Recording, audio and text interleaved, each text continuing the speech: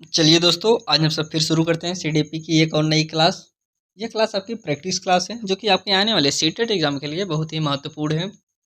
अगर आप इस चैनल पर नए हैं, चैनल को सब्सक्राइब जरूर करिए। सीटेट से रिलेटेड जितने भी सब्जेक्ट के वीडियो हैं आपको यहाँ पे प्रोवाइड कराए जाएंगे। अब इसकी पीडीएफ के लिए आप टेलीग्राम चैनल को ज्वाइन कर सकते हैं, जो कि लिंक डिस्क्रिप्शन में दिया गया है। वहाँ पे क्लिक करके सभी क्लासों का पीडीएफ आप डाउनलोड कर सकते हैं। चलिए हम पहला क्वेश्चन देखते हैं। इसमें पहला क्वेश्चन आपका है, किसके अनुसार बालक का विकास आनुवंशिकता तथा वातावरण का गुणनफल है। ऑप्शन आपके पास है गैरेट, वुडवर्थ, हॉलैंड या फिर थॉर्नडाइक। इसमें आपका राइट आंसर है option number is B right answer, Woodworth.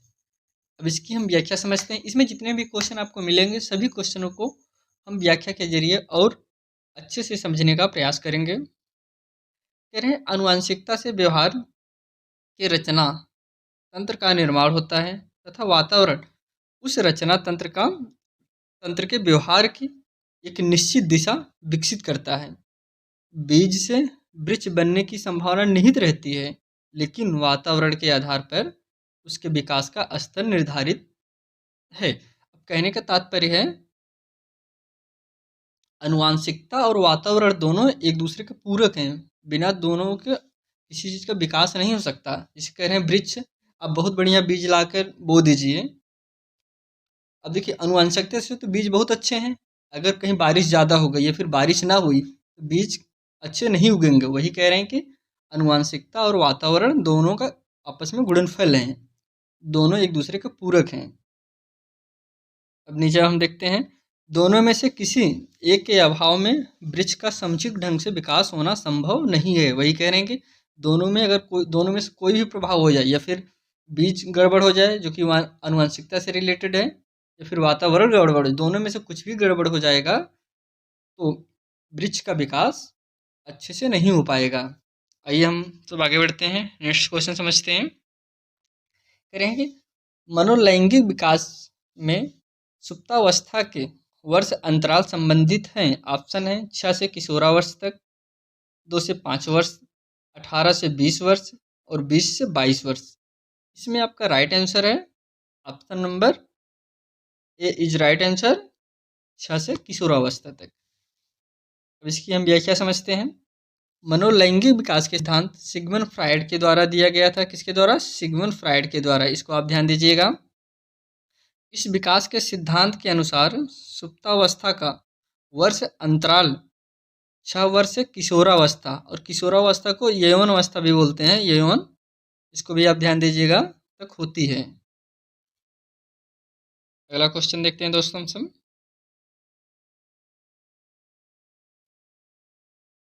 कहते हैं कि मनोविज्ञान ने सर्वप्रथम अपनी आत्मा का परित्याग किया, फिर अपने मन का और फिर अपनी चेतना का। अभी वह एक प्रकार के व्यवहार को संजोए है। यह कथन कौन कहा था? ऑप्शन है आपके पास वुंट का, टिचनर का, वुडवर्थ का, मैकडूगल का। इसमें आपका राइट आंसर है option number C is right answer, Woodworth का। अब इसकी हम व्याख्या समझते हैं। साइकोलॉजी मनोविज्ञान यूनानी भाषा का शब्द है। कहाँ का है? यूनानी का। इसको आप ध्यान दीजिएगा। जो साइकोलॉजी आपकी है मनोविज्ञान, यह यूनानी भाषा का शब्द है। यह 2 शब्दों से मिलकर बना है। कितने शब्दों से? 2 शब्दों से मिलकर बना है, साइकी तथा लोगस। अतः साइकोलॉजी शब्द का अर्थ है आत्मा का अध्ययन। किसका? आत्मा का। इसको आप ध्यान दीजिएगा। साइकोलॉजी शब्द का अर्थ ही होता है आत्मा का अध्ययन। कालचक्र अंततः मनोविज्ञान का विषय व्यवहार का अध्ययन है। किसका अध्ययन है? व्यवहार का अध्ययन है। यह कथन किसका है? वुडवर्थ का है। चलिए दोस्तों हम सब आगे बढ़ते हैं, नेक्स्ट क्वेश्चन देखते हैं। वह अवस्था जो कि माता के 21वें गुणसूत्र जोड़े के अलग न हो पाने के कारण होती है कहलाती है Klinefelter syndrome, Down syndrome, Turner syndrome, Wilson syndrome. इसमें आपका राइट आंसर है option number B is right answer, Down syndrome. Kohlberg के परंपरागत स्तर पर बाह्य कारकों के द्वारा निर्धारित होती है। इस अवस्था में व्यक्ति सामाजिक तंत्र का अस्तित्व बनाए रखने के लिए नियमानुसार व्यवहार करता है। कैसा? नियमानुसार व्यवहार करता है। नेक्स्ट क्वेश्चन आपका है, पोलर वर्ग के अनुसार किस अवस्था में नैतिकता बाह्य कारकों द्वारा निर्धारित होती है? ऑप्शन है पारंपरिक अवस्था, पूर्व पारंपरिक अवस्था, पश्चात पारंपरिक अवस्था या फिर उक्त में से कोई नहीं। इसमें आपका राइट आंसर है option number B is right answer, पूर्व पारंपरिक अवस्था। लॉरेंस कोहलरबर्ग ने के नैतिक विकास के सिद्धांत में 3 प्रमुख अवस्थाएं हैं। कितनी अवस्थाएं हैं? 3 प्रमुख अवस्थाएं हैं, जिसमें पहला आपका है पूर्व परंपरागत स्तर, प्राक रूढ़गत स्तर, और दूसरा आपका है परंपरागत स्तर। पहला हो गया आपका पूर्व परंपरागत, दूसरा हो गया परंपरागत स्तर, रूढ़गत नैतिक स्तर, जिसे हम रूढ़गत नैतिक स्तर कहते हैं। फिर आपका तीसरा है उत्तर रूढ़गत स्तर। पूर्व परंपरागत अवस्था में बालक में नैतिकता बाह्य कारकों के द्वारा निर्धारित होती है। किससे होती है? बाह्य कारकों द्वारा निर्धारित होती है। उत्तरूढ़गत स्तर पूर्व परंपरागत अवस्था में। आइए हम आगे बढ़ते हैं, नेक्स्ट क्वेश्चन समझते हैं। कह रहे हैं कि अंतमुखी, बहिर्मुखी तथा उभयमुखी व्यक्तित्व का वर्गीकरण द्वारा किया गया। किसके द्वारा किया गया? ऑप्शन आपके पास है युंग, प्रेचनर, सेल्डन या फिर स्पेंजर। इसमें आपका राइट आंसर है option number A is right answer, Jung द्वारा। युंग स्विट्जरलैंड के मनोवैज्ञानिक थे। मनोवैज्ञानिक गुणों के आधार पर युंग ने व्यक्तित्व का वर्गीकरण किया तथा बताया कि व्यक्तित्व मुख्यतः 3 प्रकार के होते हैं। कितने प्रकार के? 3 प्रकार के। कौन बताया था? युंग ने बताए थे। पहला अंतःमुखी, दूसरा बहिर्मुखी और तीसरा उभयमुखी बाल विकास और अध्यापन। चलिए हम सब आगे बढ़ते हैं। नेक्स्ट क्वेश्चन आपका है, विकास के मनोसामाजिक सिद्धांत का प्रतिपादन किसने किया था? ऑप्शन है फ्रायड ने, एरिकसन, कोहलर, वाटसन। इसमें आपका राइट आंसर है option number B is right answer, Erikson. विकास के मनोसामाजिक विकास के सिद्धांत का प्रतिपादन एरिकसन ने किया था। कौन किया था? एरिकसन ने किए थे। इस सिद्धांत के अनुसार बच्चे माता और पिता दोनों से ही नैतिक नियमों को सीखते हैं। कौन से नियम? नैतिक नियम को सीखते हैं माता और पिता से। किसके अनुसार? एरिकसन के अनुसार। नेक्स्ट क्वेश्चन है के अनुसार इदम, अहम तथा पराहम व्यक्तित्व के 3 घटक थे। किसके अनुसार? ऑप्शन आपके पास है युंग, बंडूरा, एडलर, फ्रायड। इसमें आपका राइट आंसर है option number D is right answer, Freud ने। सिग्मंड फ्रायड ने व्यक्तित्व के विकास में चेतन की अपेक्षा अचेतन को सर्वाधिक महत्व दिया है। किसको? अचेतन को सर्वाधिक महत्व दिया चेतन की अपेक्षा, क्योंकि इसका क्षेत्र अधिक विस्तृत है। इसका क्षेत्र अधिक विस्तृत है। फ्रायड ने व्यक्तित्व की संरचना में इदम, अहम, पराहम, अत्यहम इन तीनों तत्वों को विशेष महत्व दिया है। ये जो तीनों तत्व आपके हैं, सिग्मंड फ्रायड ने इनको विशेष महत्व दिया है। अब अगला क्वेश्चन देखते हैं दोस्तों। किस व्यवहारवादी का मानना है कि अन्य व्यवहारों की भांति भाषा भी क्रियाप्रसूत अनुबंधन द्वारा सीखी जाती है? ऑप्शन है पहला स्किनर, वाटसन, गुथरी या फिर थॉर्नडाइक। इसमें आपका राइट आंसर है option number A is right answer, Skinner द्वारा।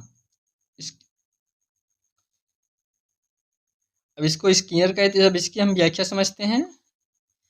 प्रसिद्ध व्यवहारवादी अमेरिकी मनोवैज्ञानिक बीएफ स्किनर ने यह सिद्धांत दिया।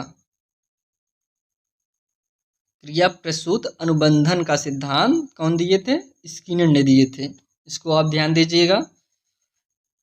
इस सिद्धांत के अनुसार एक ही क्रिया को बार बार करने पर परिपक्वता आ जाती है। यहाँ पे कहने का तात्पर्य है कि आप कोई काम बार बार करेंगे तो उस चीज़ में आपको महारत हासिल हो जाएगी।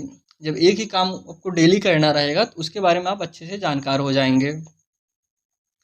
इसी प्रकार भाषा का विकास भी होता है और आसानी से सीखा जा सकता है। कह रहे हैं कि जिस प्रकार किसी काम को करने से बार बार उसके बारे में अच्छे से जानकारी मिल जाती है, उसके बारे में हम अच्छे से समझ जाते हैं, उसी प्रकार भाषा का विकास भी होता है कि जब हम भाषा बार बार बोलते हैं तो हमको अच्छे से समझ में आ जाती है। नेक्स्ट क्वेश्चन समझते हैं। निम्न में से कौन केंद्रीय प्रवृत्ति का माप नहीं है? ऑप्शन है बहुलांक, प्रसार, मध्यांक या मध्यमान। इसमें आपका राइट आंसर है option number B is right answer, प्रसार।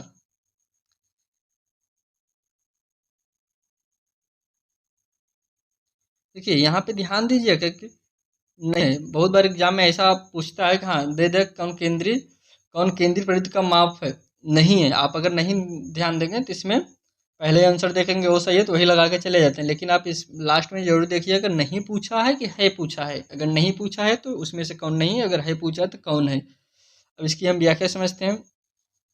किसी श्रेणी में चर का वह मान जो उस श्रेणी का प्रतिनिधित्व करता है केंद्रीय प्रवृत्ति की माप कहलाती है।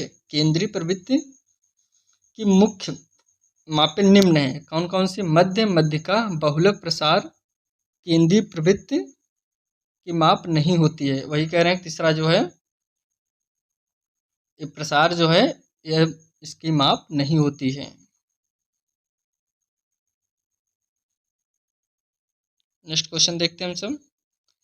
अधिगम में प्रयत्न व भूल के सिद्धांत का प्रतिपादन किसने किया था? ऑप्शन है हेगार्टे, पावलोव, थार्नडाइक या फिर हल। इसमें आपका राइट आंसर है option number C is right answer, Thorndike.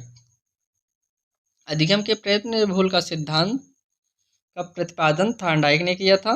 इस सिद्धांत के अनुसार प्रयास एवं त्रुटि के द्वारा सीखने वाला एक निश्चित उद्दीपक के लिए एक निश्चित अनुक्रिया करने में परिपक्व हो जाता है। नेक्स्ट क्वेश्चन समझते हैं। निम्नलिखित मापन के स्तरों में सबसे अच्छा कौन है? अनुपात, नामिक, क्रमिक या फिर अंतराल। इसमें आपका राइट आंसर है option number A is right answer, अनुपात। मापन के स्तरों को मापने के लिए सबसे अच्छी विधि अनुपात विधि होती है, जिसमें दो या दो से अधिक तत्वों को मापने के लिए अनुपात का सहारा लिया जाता है। किसका सहारा लिया जाता है? अनुपात का सहारा लिया जाता है। इससे मापन में त्रुटि की संभावना न्यूनतम हो जाती है। कह रहे इसमें जो है गलती की संभावना बहुत कम हो जाती है या फिर ना के बराबर रहती है। अगला क्वेश्चन आपका है, आवश्यकता का पदानुक्रम सिद्धांत द्वारा प्रतिपादित किया गया था। किसके द्वारा किया गया था? मैस्लो, वाटसन, कोहलर या फिर पावलोव। इसमें आपका राइट आंसर है option number A is right answer, Maslow.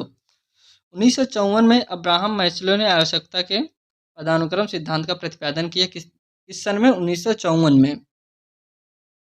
इसे अल्फ्रेडा के मांग के सिद्धांत के नाम से भी जाना जाता है। कौन से नाम से? अल्फ्रेडा के मांग के सिद्धांत के नाम से भी जाना जाता है। इस सिद्धांत के अनुसार जब मनुष्य अपने जीवन के अस्तित्व के लिए किसी वस्तु की कमी का अनुभव करता है, उसे प्राप्त करने के लिए प्रेरित हो जाता है। नेक्स्ट क्वेश्चन है, निम्नलिखित में से किसको मुख्य अधिकारी ग्रंथि कहते हैं? ऑप्शन है एड्रिनल ग्रंथ, थायराइड ग्रंथ, अंतःस्रावी ग्रंथ या फिर पीयूष ग्रंथ। इसमें आपका राइट आंसर है option number D is right answer, Piyush ग्रंथ। जिसकी हम व्याख्या समझते हैं। पीयूष ग्रंथ को मुख्य अधिकारी ग्रंथ कहा जाता है क्योंकि इस ग्रंथ के द्वारा ही अन्य ग्रंथियों को नियंत्रित एवं निर्देशित किया जाता है। ऑप्शन इसमें डी आपका सही था। अब दोस्तों इसी के साथ यह वीडियो हम यहीं समाप्त करते हैं। आपसे फिर मिलते हैं अगले वीडियो में। तब तक के लिए धन्यवाद।